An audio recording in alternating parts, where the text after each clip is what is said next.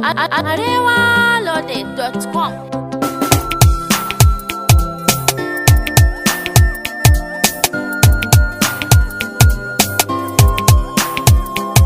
Mai sona na zaɓa, ke ma sai ki zaɓa.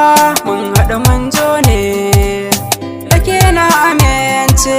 Ni dai kai na zaɓa, kai ma sai ka zaɓa.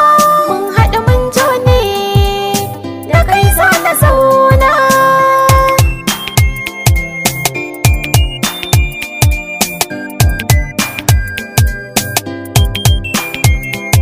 Kin san soyayyar rikice kullum ke da rairayana.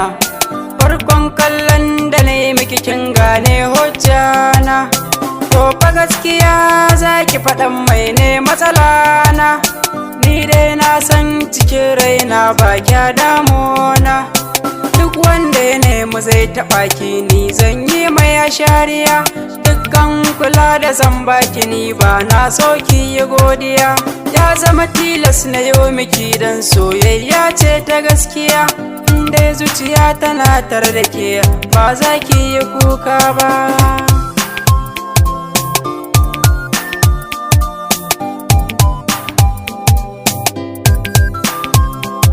Kai ne farin ciki na mai share ruwan idona.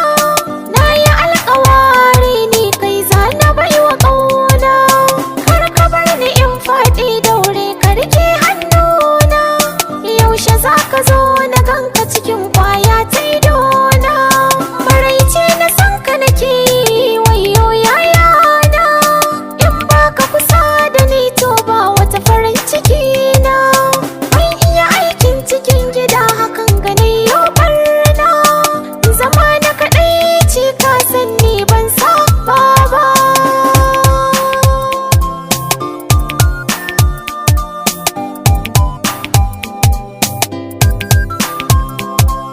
Gobe ne zan dawo, jibi ne zan dawo. Me kike so in kawo miki in har zan dawo? Daina min wata wasa in kake kuma ka jawo. Ni ban buƙatar komai kai nake so nawa.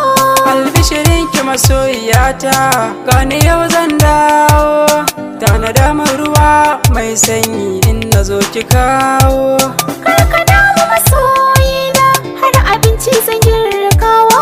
Wanda in ka ɗanɗana sai ka ce mini 'yar mama.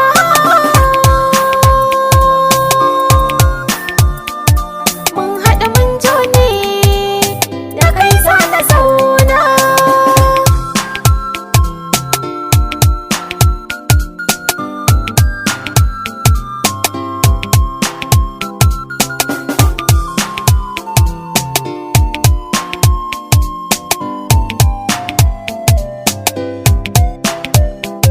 Mai sona na zaɓa, ke ma sai ki zaɓa.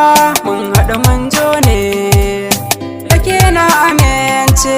Ni dai kai na zaɓa, kai ma sai ka zaɓa. Mun haɗu mun jo ne, da kai za na zauna.